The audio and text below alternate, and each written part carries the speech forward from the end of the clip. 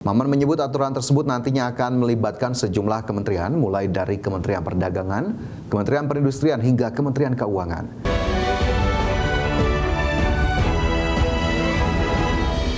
Pemirsa, Menteri Usaha Mikro, Kecil, dan Menengah atau UMKM, Maman Abdurrahman, menyebutkan pemerintah tengah menyiapkan aturan untuk perlindungan dan peningkatan daya saing terhadap para pelaku UMKM di seluruh Indonesia dari impor barang-barang ilegal. Maman menyebut aturan tersebut nantinya akan melibatkan sejumlah kementerian, mulai dari Kementerian Perdagangan, Kementerian Perindustrian hingga Kementerian Keuangan. Meski demikian, Maman belum menyebutkan kapan aturan ini rampung untuk melindungi UMKM dari serbuan produk impor murah. Saya hanya kasih sedikit bocoran dulu.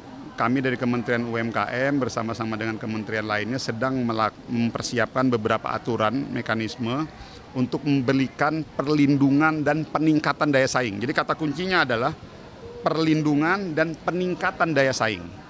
Jadi saya tidak mau masuk ke dalam konteks dagangnya, harga marketing fee, harga cost pelayanan segala macam, saya nggak masuk di situ. Kami Kementerian UMKM akan masuk dalam konteks perlindungan kepada usaha mikro, kecil, dan peningkatan. Satuan Tugas Percepatan Rehabilitasi dan Rekonstruksi Pasca Bencana Wilayah Sumatera melaporkan progres pemulihan yang signifikan. Dalam laporannya tercatat jumlah pengungsi turun drastis dan roda ekonomi mulai kembali berputar. Ketua Satuan Tugas Percepatan Rehabilitasi dan Rekonstruksi Pasca Bencana Wilayah Sumatera, Tito Karnavian, memaparkan perkembangan terkini penanganan bencana di Provinsi Aceh, Sumatera Utara, dan Sumatera Barat. Berdasarkan data Posko Satgas per 10 Februari 2026, jumlah pengungsi yang sempat mencapai lebih dari 2 juta orang kini menyusut menjadi 74.000 orang. Jumlah pengungsi yang sempat mencapai lebih dari 2 juta orang kini menyusut menjadi 74.000 lebih.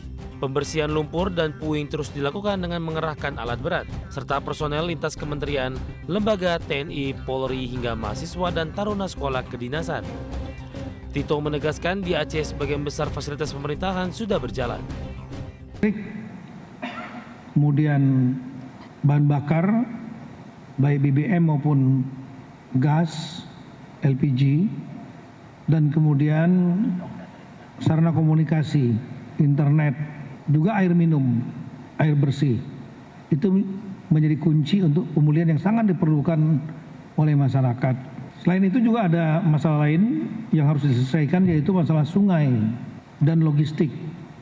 Sungai-sungai yang terkena sedimen, ada yang tertutup kayu, ada yang sampai ke kuala atau muara endapannya, yang membuat terjadinya pendangkalan. Ini juga harus dilakukan pengerukan agar alirannya bisa normal kembali. Satgas menargetkan percepatan administrasi dan teknis agar pembangunan hunian tetap serta penyaluran dana tunggu hunian dapat segera ditingkatkan. Pemerintah menegaskan seluruh upaya dilakukan untuk memastikan masyarakat terdampak dapat segera kembali beraktivitas dan memulihkan kehidupan mereka. Dari Jakarta, Berliana Mileni, Iriansyah, Tim Liputan Action. Pemirsa, anggota Komisi 5 DPR RI Syarif Abdullah Al-Qadri menegaskan pentingnya penguatan program bantuan stimulan perumahan swadaya sebagai jawaban atas kebutuhan dasar masyarakat berpenghasilan rendah, khususnya bagi dalam upaya mengurangi rumah tidak layak huni dan kawasan kumuh. Menurut Syarif, BSPS merupakan program yang sejak lama menjadi harapan masyarakat. Ia menilai keberlanjutan dan penguatan BSPS sangat strategis karena berdampak langsung pada kualitas hidup masyarakat. Selain penguatan BSPS, Syarif juga menyoroti pentingnya antisipasi relokasi permukiman di wilayah-wilayah rawan bencana dan terdampak perubahan lingkungan, khususnya di daerah pesisir. Mudah-mudahan tidak lagi ada rumah-rumah yang kumuh. Dan ini tentu menjadi harapan kita, karena itu akan nanti mempengaruhi, Pak, berkaitan dengan pengurangan stunting dan lain-lainnya. Yang kedua, saya kira berkaitan dengan masalah ini, sekarang itu juga yang perlu menjadi diantisipasi berkaitan dengan program merelokasi, Pak.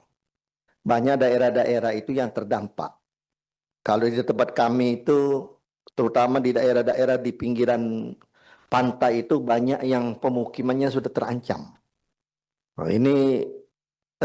Dan ini termasuk bagian masyarakat yang memang di bawah garis kemiskinan. Pemirsa, kita ke informasi mancanegara.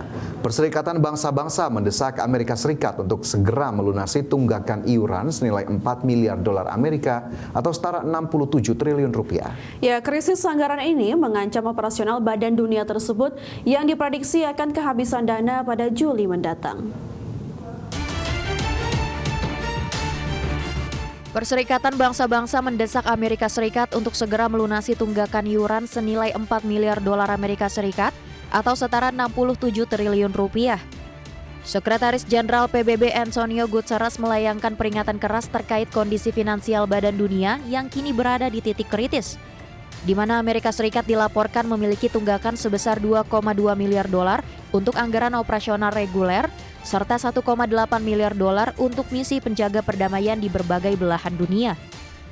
Dalam suratnya kepada negara anggota, Guterres menyebut jika pembayaran tidak segera dilakukan, dana operasional PBB diprediksi akan habis total pada bulan Juli tahun ini.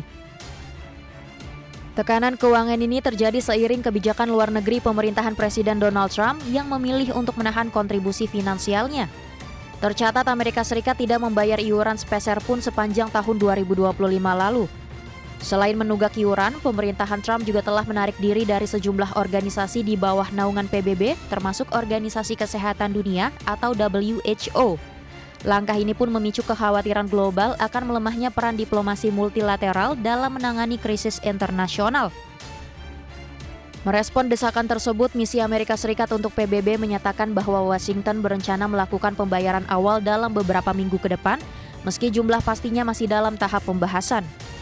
Juru bicara PBB Stephen Dujarric menegaskan bahwa pihak Sekjen telah berkomunikasi dengan sejumlah pejabat tinggi Amerika Serikat guna memastikan kepastian waktu dan besaran dana yang akan disetorkan. Adapun komitmen pembayaran ini dinilai sangat krusial demi menjaga keberlangsungan misi kemanusiaan dan perdamaian di seluruh dunia. Berbagai sumber IDX Channel. Warga di sejumlah kota besar di Australia berunjuk rasa menolak kunjungan Presiden Israel Isaac Herzog. Massa memprotes tindakan Israel yang terus menyerang wilayah Gaza dan menyebut Herzog sebagai penjahat perang. Kunjungan kenegaraan Presiden Israel Isaac Herzog ke Australia telah memicu gelombang unjuk rasa pro-Palestina di berbagai kota besar seperti Sydney, Melbourne, dan Canberra. Herzog berkunjung ke Australia atas undangan Perdana Menteri Anthony Albanese serta komunitas Yahudi setempat.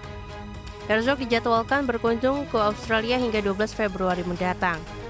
Pengunjuk rasa menolak kehadiran Isaac Herzog yang dianggap bertanggung jawab atas kebijakan serangan dan pendudukan Israel di wilayah Gaza.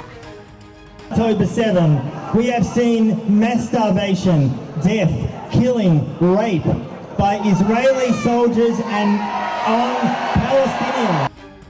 Kunjungan Herzog terjadi setelah gencatan senjata menghentikan serangan Israel yang dimulai pada Oktober 2023 yang telah menewaskan lebih dari 72.000 warga Palestina dan melukai lebih dari 171.000 lainnya serta menghancurkan sekitar 90% infrastruktur Gaza. Meski demikian, militer Israel terus melanggar kesepakatan gencatan senjata. Adapun selama pemberlakuan gencatan senjata yang kini sudah memasuki fase kedua, serangan Israel telah menewaskan 576 warga Palestina dan melukai 1.543 lainnya menurut Kementerian Kesehatan Gaza. Berbagai sumber, IDX Channel.